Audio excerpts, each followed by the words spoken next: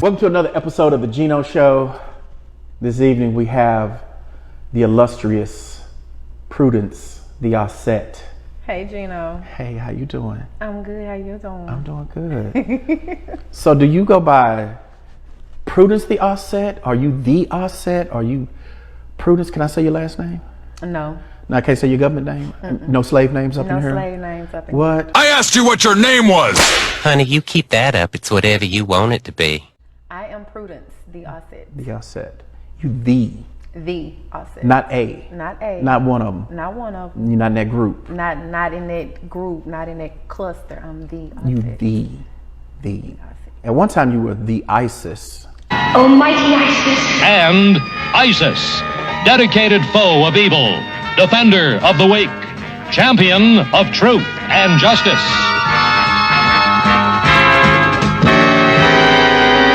What's that? What was that, like a transition? Very much a transition. Okay. You were one of the teachers. Oh, in right that on. Transition. Well, thank you. Well, thank you so much for acknowledging my teachingness. You seem to masticate the proclamation, my brother. Okay. Because the gastrointestinal phlebitis prostigates the crustacean of the colostomy. Oh, go ahead. If that's your bag. Preach on. Yes. I've always, since a little girl, been very much interested in studying, likened Egypt. For millennia, the pharaohs ruled the black and red lands along the Nile. They left behind great temples, obelisks, mummies, and of course, the pyramids.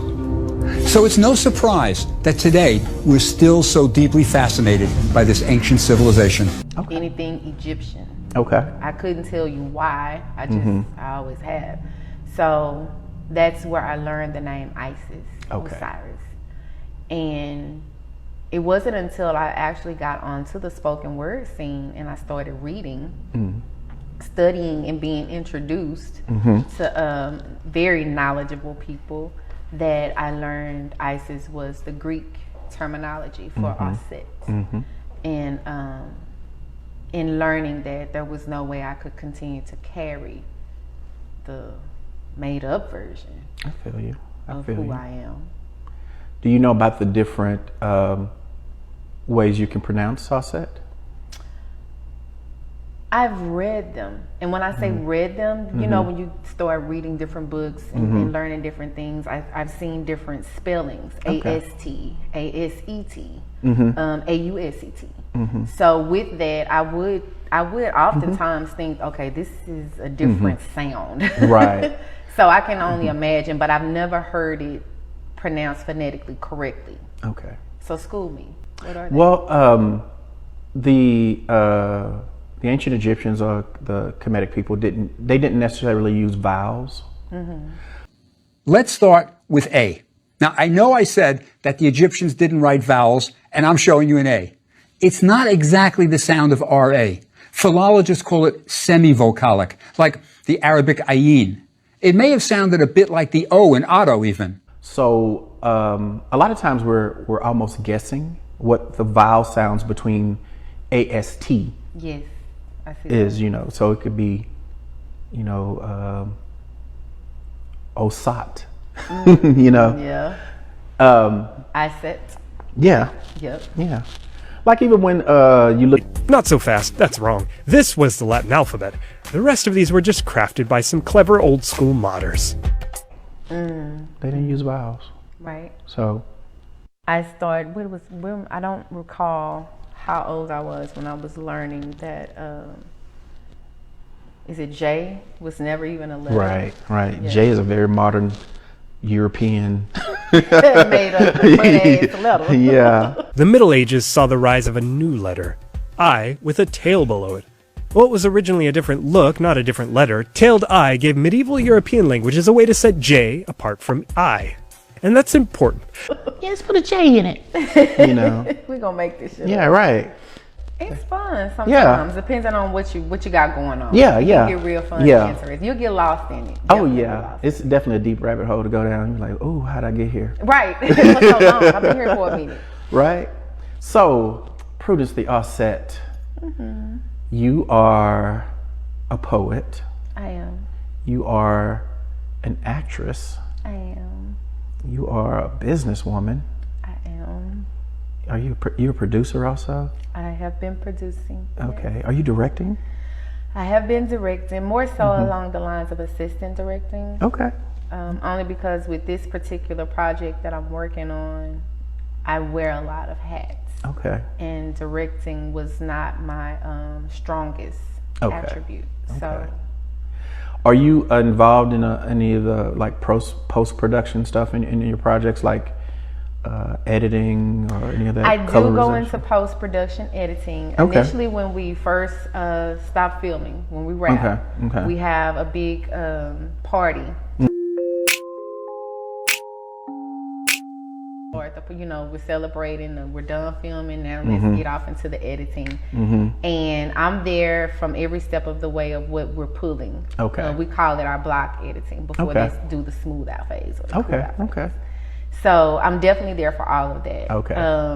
What I would like going into the future is to be there when we start adding in our musical elements too. Because I get super excited. I'm always happy with the turnout. Okay. But every now and again, it's like, but I can hear a little something different, you know. And I just want to be able to be there to communicate that, because I know they have it. It's just something else I want to see. Yeah, you have another vision for it.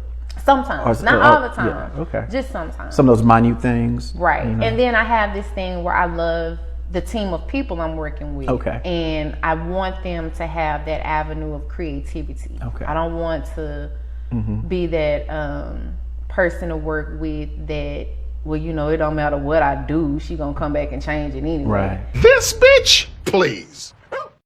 You know, I don't want it to be that, because I am not virtually, but I am ultimately at the end of the day proud of what they do, proud of what they produce. You trust them in their creativeness? I do. Okay, wonderful. And it's growing. It's growing for all of us. Okay. And it's coming together again as a team very, very well. Okay, beautiful. I want you to tell me who you are. How did you get started in this? Where you from? Oak Cliff, yeah, that's my hood, yeah. Put it in his face, get that shit understood, yeah. Oak Cliff, Dallas. Well, actually, if I'm honest, I grew up in South Dallas. Okay. Grew up in South Dallas. Raised school, I'd say from 3rd grade all the way to graduation in Oak Cliff. South Oak Cliff. Okay. That's where I was raised. What part of South Oak Cliff you from? Where you? Keystone Sutherland, baby. Okay. City Lynn. Okay. 2906, 2621, apartment G 149. However you want it. You went all up in it, huh? I don't know all that part. They're not even there anymore. They've torn. Oh wow. They've torn those apartments down. Yeah, I used to live in Village Oaks and stuff like that. I remember Village Oaks. So Southern Oaks. Yeah. Butterbeans. Yeah, they gone. All it. Highland Hills. Yeah, Highland Hills. Yeah, that's my hood. Highland Hills. Up in here, you know. So when did you know, in your journey from childhood to now, what kicked this off? What made you want to be a creative? Honestly, General, it's always been. It's always been there. It's really always been there. Something that my mom would, every time she would see me latch on to something, or she would notice what I was doing, she would really try to nurture it. Okay. At a young age, she tried to get me to go to Arts Magnet. I actually wanted to go to Law Magnet. Okay. I mean, I'm, this debate magnet. Right. So I wanted to go to Law Magnet, and I didn't get in Law Magnet, but she wanted me to go to arts. I loved, she knew I loved writing, poetry, because she bought me my first poetry book, and she wanted to keep me in that element, but I was so hooked on being in a drill team.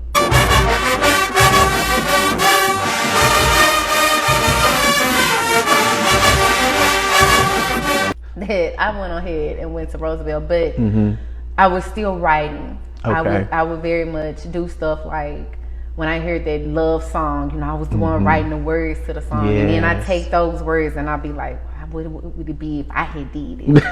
You know, that was always me. And you imagine yourself in that scenario? Yeah, just too damn grown.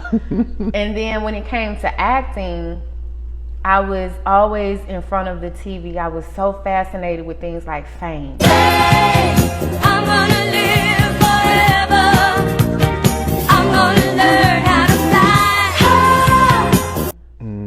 And Debbie Allen. Okay. And then, you know, we were Cosby kids. Mm-hmm. So we grew up watching that. And right. I would, Delisa Bonet and Felicia Rashad. Okay. And, oh my God, I never not wanted to be in some type of creative element.